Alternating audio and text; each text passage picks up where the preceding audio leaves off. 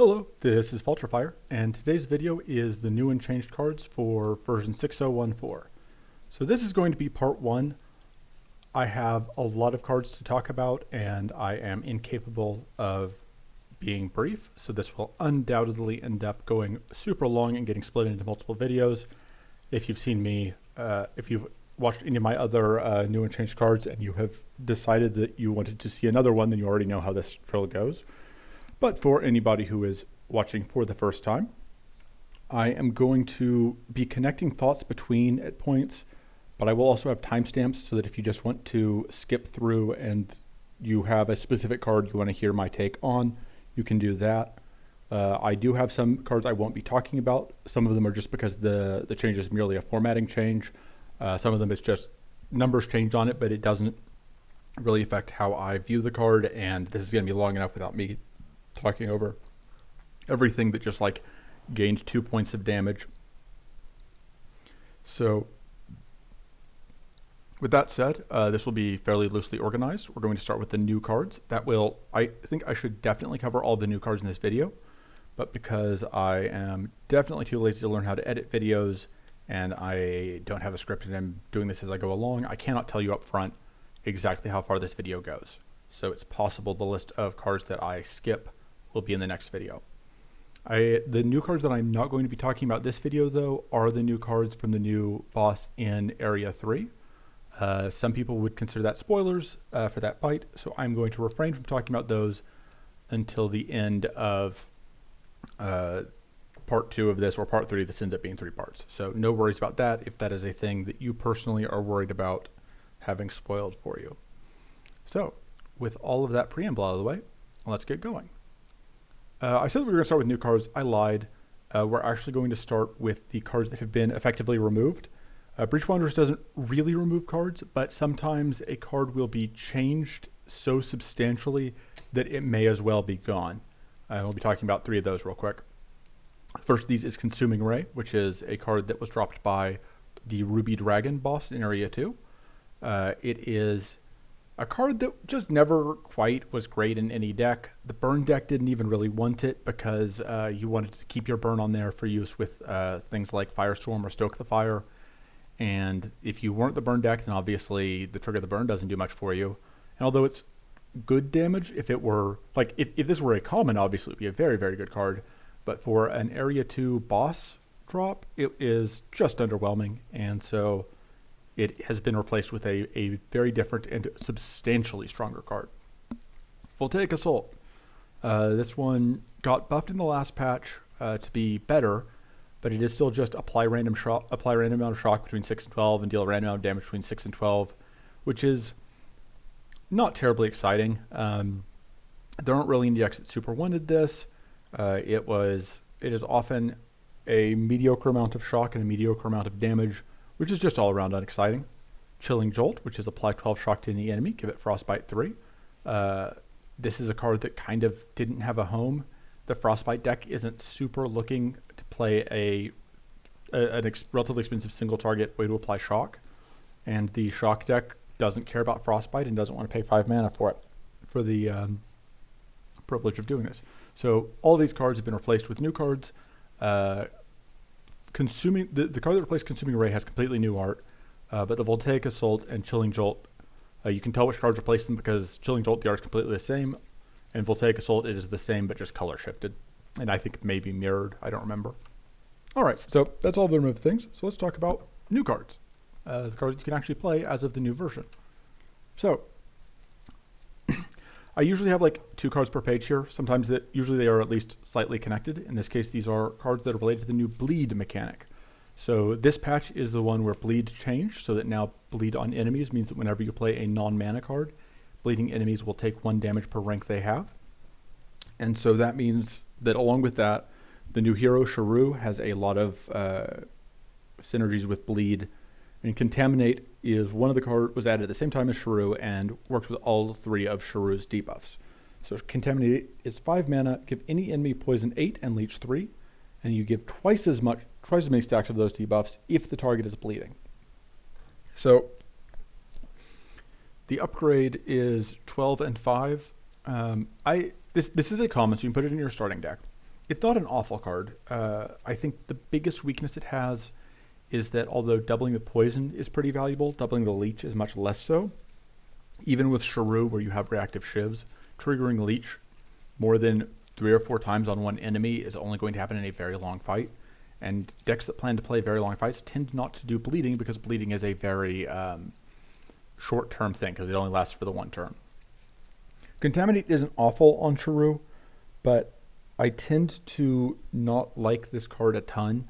I haven't played with it that much, admittedly, and that's going to be true of some of these cards. Blood Offering, the next card I'm going to talk about, I haven't actually personally tried at all.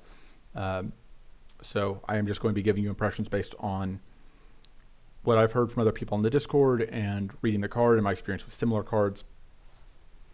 But Contaminate is, I think it is probably a fine card if you don't have like poison darts. But in general, the big thing with Contaminate is if you don't draw it with a way to apply bleeding, it is a very weak card. If this is ever 5 mana for 8 poison and 3 leech, you're going to be incredibly disappointed. And I think that, and the other thing is bleed strategies, spending 5 mana when you are trying to build up bleeding is kind of a big ask. And so the combination of those two to me makes it a very hard sell. And the other part of this is that because you need a lot of bleed in order to consistently get Contaminate going, that further amplifies the chances that you just won't want to spend 5 mana on a card that isn't going to get you more cards, isn't going to get you more mana, and is going to do some damage but not a ton. So I don't tend to like Contaminate. I'm not sure how I would change it to improve it. I don't know if one day... This is the first card I'm talking about, so there's a chance one day is watching, but I don't have any suggestions for this one. I just would say that I'm somewhat disappointed with it right now. One day is the dev for anybody who is unaware. Blood Offering. So Blood Offering is create and shuffle 1 Blood Echo for every rank of bleed across all enemies. And when it says create and shuffle, it means into your deck, into your draw pile, and then you draw 1 Blood Echoes. So Blood Echo is trigger bleed 1 time on any enemy, draw 1. Which means that all told, Blood Offering is usually going to be 4 mana, draw 1, and trigger bleed 1 time on any enemy. That's the baseline if you assume you only get 1 Blood Echo. So this is a thing, and I know that bleed changed while One Day was designing this patch, and I think Blood Offering is a card that doesn't make a ton of sense with the numbers that bleed is at right now. But then again, if you have too many ranks of bleed, then it becomes awkward as well. But so the problem with Blood Offering, I think, is that for this to be worthwhile, so let's say there's 1 rank of bleed total across all enemies. So you're getting 1 Blood Echo. In that case, this is you're spending 4 mana for 1 damage and then it replaces itself, which is obviously not good. So the question then becomes, what number do we have to reach for this to be good? And I don't know what that number is. Because, so the other things like Blood Echoes say they trigger bleed 1 time. Technically, I suppose they trigger it twice, because just playing any non-mana card will trigger bleed. I think Blood Offering is going to have, I think Fatigue is the biggest strike against Blood Offering. Because once Fatigue starts entering the mix, Blood Echoes start being depressingly similar to Treasures, except they don't draw you, except they only exactly replace themselves. And I would tend to think that Treasure Hunt, which is not a card I love, to be clear, but Treasure Hunt is going to be more consistent a lot of the time in terms of what it does for you for bleed. And I don't love Treasure Hunt. I know that some people tried Blood Offering and weren't super impressed.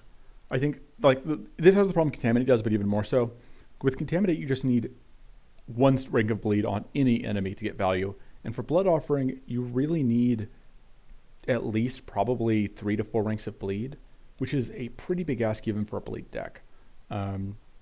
Basically, that is only going to be very possible if you've got one of the items that gives you bleed.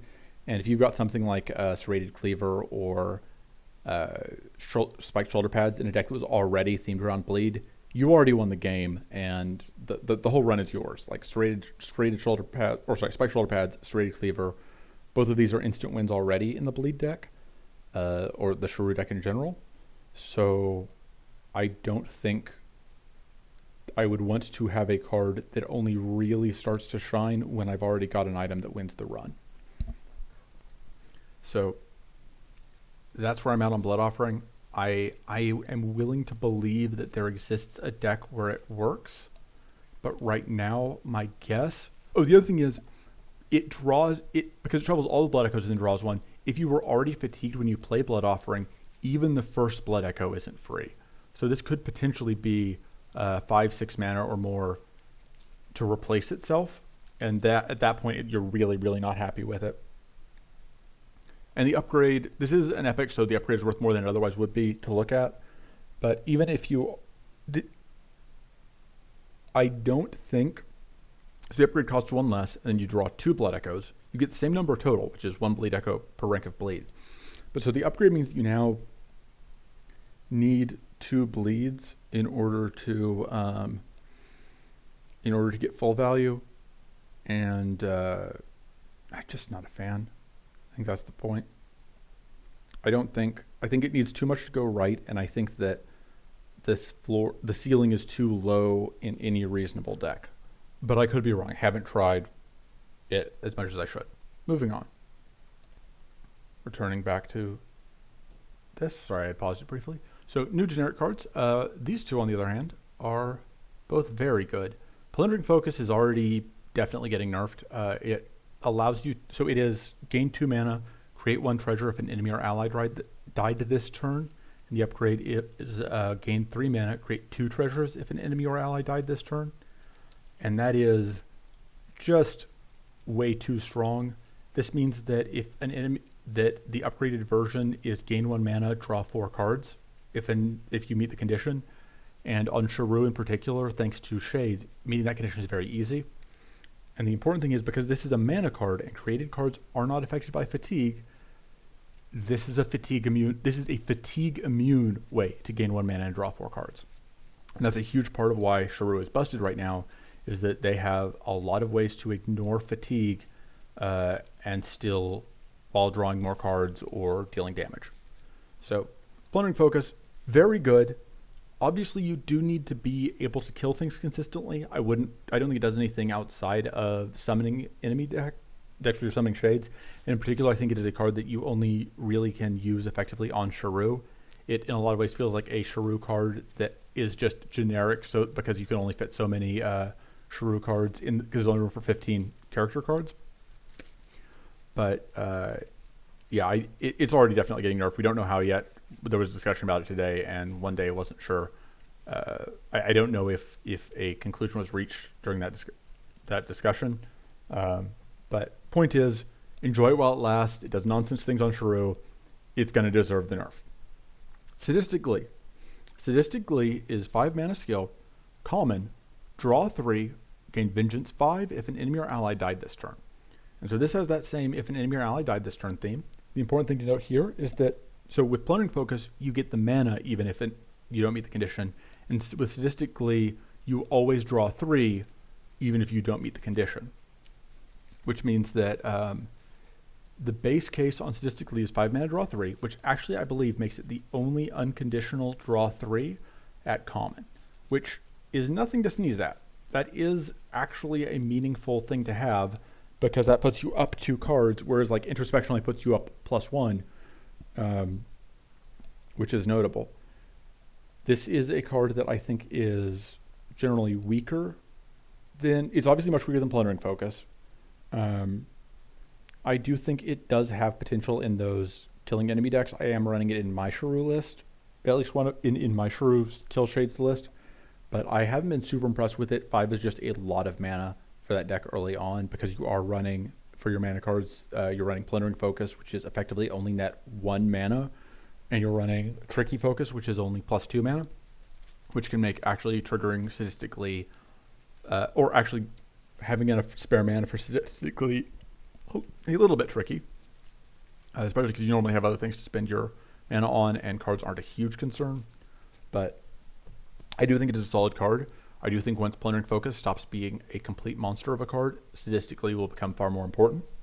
I don't think I like Sadistically for decks that aren't the Summon Shades deck. I think that Runic Study is a better draw 3 for a lot of decks. And I think, but the fact that it is 5 mana draw 3, that is very relevant. And I could see, like, there's a possibility there's a Catan list that wants it. I don't think mine do, but it would help potentially as a replacement for Runic Study if you just wanted that little bit of extra security around early fights. And also, it might help. My concern with it is if you aren't summoning Shades, you aren't ever going to trigger that Vengeance against things like Area 1 mid-boss that are usually your big sticking points for aggressive decks. And I don't think you can count on Allies dying. That is a nice additional thing to have available, but I don't think that's going to be reliable in any deck. Because if you're a summoning deck, you don't want your allies to die, and if they do die, you probably don't have a ton of use for Vengeance because ally decks tend not to do a lot of damage directly. All right, so moving on. Absorb Armor. Absorb Armor, remove 5 shield from any enemy. If you do, gain 5 mana. This is a silver, which means rare is the name of the silver rarity, mana card. So this card, I don't know. On the one hand, this is somewhat conditional. Obviously, if the enemy doesn't have shield, you'll have to provide it for them. But we do have Overflowing Barrier at common, and that is the 1 mana gain 10 shield, give the first enemy 6 shield. And that works nicely with this. And we have Sanctuary, which is the card that gives you tough and 15 shield and cleanses you twice and gives shield to all enemies. And the other note is gaining 5 mana is a lot of mana to get from a silver mana card. That's as much as Precarious Draught or Blazing Rich will give you, and both of those cards are incredible. So the potential is definitely there. I do think you have to build around it. I do think you have to be a deck that is running Overflowing Barrier in the starting deck. The fact that Sanctuary is one of my S tier card inclusions in a lot of in basically any deck that isn't planning to win on turn 1 or 2 does massively increase my interest in running this. I think this is the sort of card where you kind of know if your deck wants it, and if your deck wants it, it's very good, and if your deck doesn't want it, it's not. I think it's kind of like Incandescent Focus that way, only Incandescent Focus is the one that you get mana, and you get more mana if an enemy has at least 5 burn stacks on it. This is like that, but even more so. Although it does have the benefit of there will be a lot of fights, including a number of important fights, like some of the bosses, like Ruby Dragon, will just start with shield for you to take, which means that in any fight like that, you don't even have to worry about not drawing your setup for it. So I think it's solid. 5 mana is just a lot of mana. So yeah, technically it does also do pseudo damage by removing shield, but I don't think that part is actually that relevant. I think the important thing is that if you can get that 5 mana with doesn't even have a downside aside from needing to be able to meet the condition, and that's just very good. New generic cards, other ones. Cauterize. So this is our third silver rarity cleanse option. It is 1 cost skill, silver rarity, cleanse yourself 1 time, then apply burn 2 to yourself. So the upgrade, by the way, is you cleanse yourself 2 times, and then you apply burn 3 to yourself. So this is, unlike Cleansing Shield, this does upgrade to cleanse twice, which is relevant. So applying burn to yourself is the downside, but it's not a huge downside unless you're fighting specifically Ruby Dragon, who does, or Fire Phoenix, both of whom do have attacks that increase in damage based on how much burn you have. But even there, like if you cleansed off a burn and then you applied more burn, you're most likely up at most +1. This is a real test, and I haven't gotten a chance to play with this one yet because I've been playing largely Shrew decks, which are very aggressive and don't care about cleansing. This is a test of whether or not cleansing, just how valuable cleansing is. I think cleansing once isn't quite worth it. If you don't have Sanctuary, I'm more tempted to include this, I think, because you just want cleanse options, because there are fights where you just need cleanse. Catan may want this as a way to self-apply burn. Cleanse can be useful to Catan in certain circumstances, but he does not want to be spending, he doesn't want to get shield, but he does want to be on fire, because cards like Vengeful Will and Tempered Zeal both really give you bonuses if you can set yourself on fire. So that's worth considering. I think it is probably overall the weakest of the Silver Cleanse cards by a pretty significant margin. I think saving 2 mana over Cleansing Shield isn't worth. Not only do you get the 2 burn, but you also then aren't getting the, I think it's 8 shield now. And so, yes, you are usually not playing Cleansing Shield for the shield, but I don't think the shield it gains you is irrelevant, and I don't think the burn this adds to you is irrelevant either. Even if what that means is you're taking just like 5 damage, that it's not a huge penalty, but it is more than nothing. So I'm not sure that I like this enough to justify it over Cleansing Shield, and certainly not over Sanctuary. But it's not the worst card either. So that's my notes on that one, I think. Okay, Distill Elements and Mana Jolt. So these are going to be our introduction to a new theme that has been reworked this patch. So Distill Elements is a new common mana card that says reduce all statuses by 2. You gain 1 mana per status removed. So that means statuses in this game are Arcane, Frost, and Shock. And so at most, Distill Elements can be gain 6 mana, which is on a common. That is a lot. There are other commons that can get you that much without an upgrade. Infected Focus with 4 poisoned enemies can. That may be it, actually, because Patient Focus now tops out at 5. Oh, Void Focus can scale up. But 6, this is probably the lowest effort, the one that you will most consistently be able to get 6 mana with.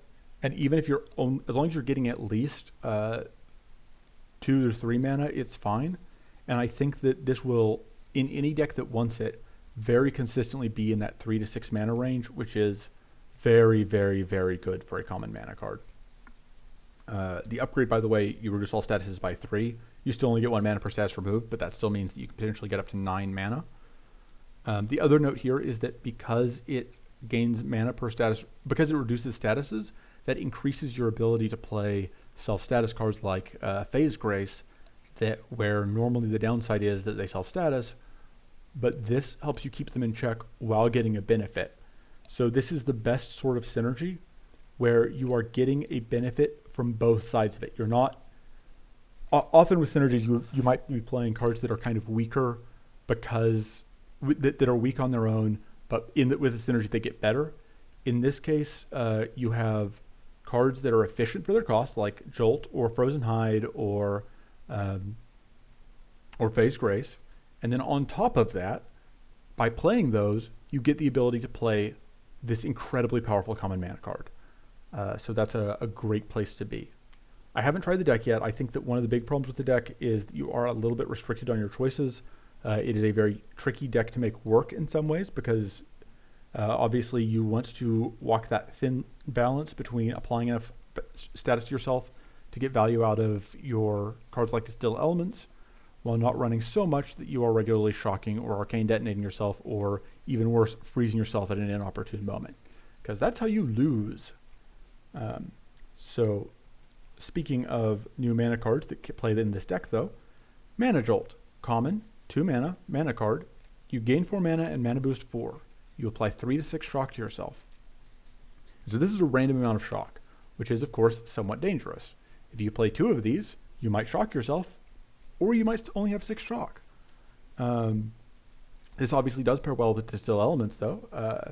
The combination of the two, you play Mana Jolt, you play Distill Elements, you now have a bunch of mana boost, you have less shock, you're in a pretty good shape. I'm not certain that in my personal deck I'm going to end up using Mana Jolt. I'm not totally a believer in it, partially because what Mana Jolt really wants you to do is move into the mana boost, or what it looks like it's pushing you to do is to either be playing a slow enough game you're getting value out of that long-term mana boost, or more likely be playing a deck that is trying to trigger mana boost. But we don't really have the other half of the mana boost equation yet. We have a couple cards that will let you trigger mana boost, but they aren't. They're that thing I was talking about, where I was talking about with Distill Elements, like that equation, where the cards that key off of mana boost aren't strong enough to justify running cards that aren't strong without them. Because like Mana Jolt and Unstable Bolt together is fine, but not exciting. And Mana Jolt, and like Unstable Bolt without Mana Jolt is bad. Like if you draw that at the wrong time, it's not good. And Mana Jolt is just okay with it. So yeah, I'm not sold.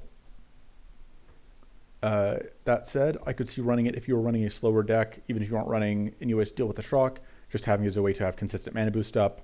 Especially that would let you turn on Height of Knowledge relatively consistently. But I think in general, I would prefer Predict, since Predict has been buffed a couple times, is now pretty good because it's, if you have 2 Predicts, you'll pretty consistently have mana boost, at least 1 rank of mana boost, and the growth from Predict I think adds up better. But it's an interesting question. I think that the biggest downside is I don't want to run 2 Mana Jolts because you will self-shock yourself unless you're running things with like Distill Elements. But it's an interesting choice to be sure. And this is, if you didn't notice, one of our cards that is reusing art. This was Voltaic Assault, I think. So we got Mana Jolt, and this other new card, which is a different card called Mana Bolt.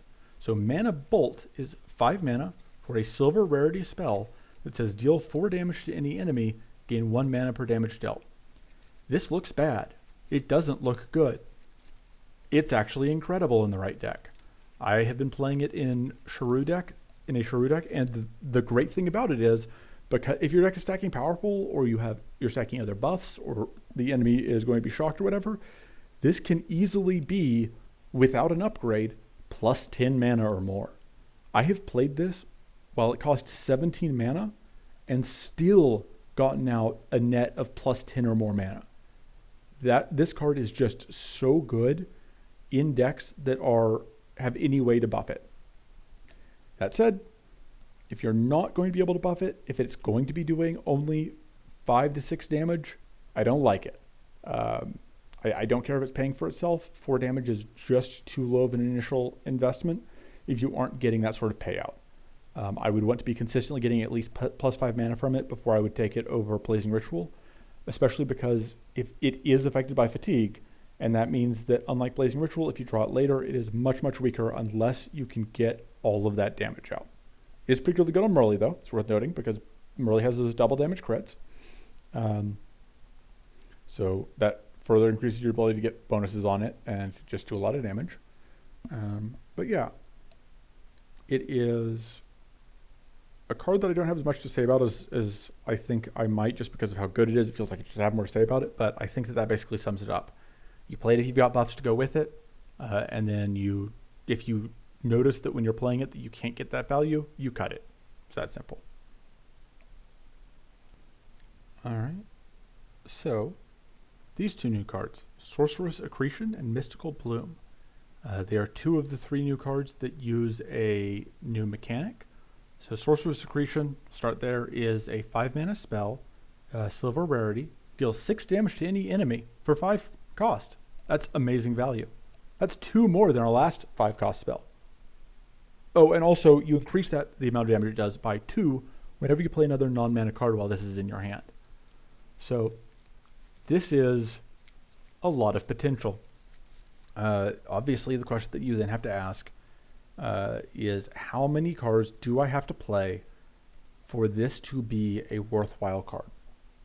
And so to that, I would say the absolute bare minimum that I would need in order for this card to be worth playing is 20 base damage, I think. Because the comparison point would be, for example, Magic Blast is a common that is now 4 cost for 14 damage as of this patch. So I think if we have a silver card that is costing 1 more, then going from 14 to 20 is a reasonable ask. So that would be my baseline. Is if you're playing this, that's what you're looking for, is at least 20. That said, I think you want a lot more than just 20 from this. But that shouldn't be too hard. If you're playing a deck that is planning to use this, for example, if you're playing Shrew, Handful of Knives Plus is immediately all 7 of the ticks you need for this to be 20 damage. And that's just 1 other card plus all the things it creates. If you're playing Inna and you're doing a tool-heavy Inna strategy, you can also end up playing a lot of cards and very quickly end up increasing this. In a lot of ways, this is similar to Lingering Ritual, It's basically a Lingering Ritual that counts up instead of down, because Lingering Ritual is a spell that is very, very expensive but gets cheaper for each card you play, and then does a lot of damage. And this is a card that is always relatively cheap as far as big damage spells go, but it isn't a big damage spell until you've played a lot of cards. It is worth noting, it will keep that value for the rest of the fight. So if you are playing a slower deck, you could build this over the course of a couple turns. I think this card has a lot of potential. It's a card that I haven't gotten to play with as much as I would like, and the decks that I have played it in are Shrew decks that were winning anyway. I think this could be a great win condition for an Inna deck. I think it's probably fine in some Salon lists.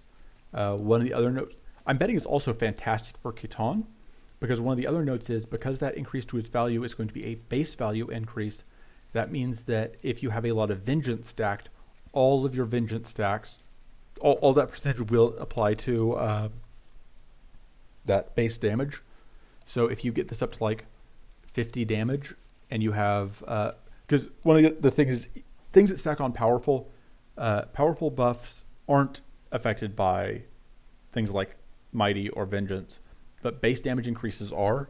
So this being a huge base damage increase means that it is very, very good with things that affect percentages, that are percentage damage bonuses. So very good with Vulnerable and Mighty and so on. So I think this card is potentially very, very good. I need to play with it some more, but I am looking forward to doing that. Mystical Bloom. This is a 2-cost epic, which is gold rarity. Skill. You apply Arcane to any enemy equal to 50% of your maximum mana. And you gain growth 1 whenever you play another non-mana card while this is in your hand. So one thing I didn't mention, Sorcerous Accretion Plus upgrades to dealing 10 damage base, and then it does also go up by 3 instead of only by 2 whenever you play another non-mana card. Mystical Bloom Plus is still only gain growth 1, whether or not it's upgraded. It's just that you go from 50% of your max mana as Arcane to 80%, which may not sound like much, but that means that if you have, say, 20 maximum mana, you go from doing 10 Arcane to doing 16 base. Assume I can do math in my head, which is always a suspect thing. And so that is a pretty significant improvement. So you were doing 60% more Arcane with Mystical Bloom Plus than you are with an unupgraded one. But the bigger thing here is that, so with Sorcerous Accretion, you have to play a certain number of cards to get real value out of it. Mystical Bloom is a pretty solid card, even if you're only playing 4 or 5 other things with it, because often you won't need that many cards to reach a maximum mana point where this is doing at least 10 Arcane, at which point that's an infuse.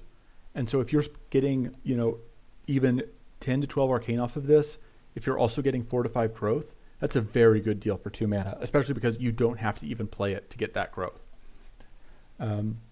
This is also a card that is incredible with Duplicitome or Inna's Inkwell tool, which lets you copy things, or God forbid both, or just having multiple copies.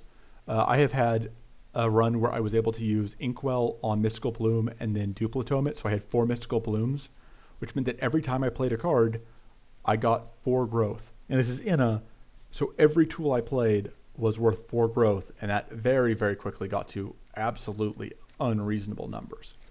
I don't think this goes in every deck. I think I wouldn't run it if I don't. If I'm planning to be doing 1-turn kills, I might not include it, especially if I don't otherwise have benefits out of Arcane.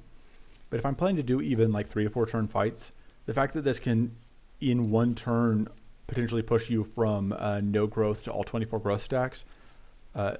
Yeah, even one of them, you can play 24 cards. That is a very possible thing for some decks to do, and then just immediately be at 24 growth, which is really nice to have all that in 1 card. And again, that is a bonus you get on top of it just being a solid source of Arcane. This card is just very good at what it does. Let's see, moving on. And that card is Mystical Bloom, because I don't know how many times I said the name. And I know some people probably are only listening to this and not watching. All right. So I thought I had the other card that cares about playing things while you have it in hand up next, but I rearranged my things wrong. So we got a new Inna tool. So this didn't replace anything. This is just another tool that you can roll. It is a common tool, and it doesn't have any conditions for it to show up. Some tools will only show up when you meet certain conditions. For example, bandages, the one that heals you, will only show up if you're missing at least 8 health. Poison bomb just shows up whenever, similar to like serrated trap or the magnifying glass. And it says it's a 2-cost tool that says give poison 8 and frail 1 to the first 2 enemies. And like all tools, it is temporary. So this gives Inna a poison source, which is nice. But more importantly, it gives her a frail source, and frail has been one of the sticking points for some of Inna's cards for a decent while. And this isn't the only gift that the Inna deck got. We'll talk about the other probably in the next video. But so this is a cheap way to get both frail and a decent amount of poison. It goes to 2 enemies, which is nice. And you'll see this. Unlike the other cards, this is a tool, so you don't put it in your deck, you'll just get it sometimes. But I wanted to talk about it because it's going to be useful. It's going to show up. It is a new card, all of that stuff. Moving on. We have one new monster card. This is the new Ruby Dragon card to replace Consuming Ray. And it is a 4-cost skill called Fiery Presence. It says create 2 conflagrates. And then you give a random enemy burn 1 whenever you play another non-mana card while Fiery Presence is in your hand. And the upgrade is going to give a random enemy burn 2 whenever you play a non-mana card while this is in your hand. If I was clever, I would have put the Conflagrate card on the screen, but I didn't think to do that, so I'll just have to explain it. Conflagrate is a 1-cost spell that says deal 3 damage to each enemy for each rank of burn it has, and then draw 1. What this means is that Fiery Presence Plus, you play a bunch of other cards. Now all the enemies are on fire. Then you play Fiery Presence Plus. You do 9 damage to them total for each rank of burn they have, and you draw 3 cards. That's a lot of value. This is another one that's just incredible with like Spyglass or Duplicitome. Fiery Presence is basically an instant burn deck. It wins games very quickly. I have played it with Shrew, where it is, of course, nonsense because Shrew plays so many cards. It is not hard for this card to just immediately hand you wins when it is in your deck.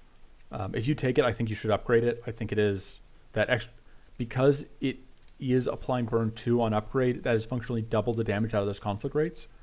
I think you just have to do that. And yeah, it is incredibly powerful if you are doing that. So yeah, I don't have much to say about it. It's just incredibly good.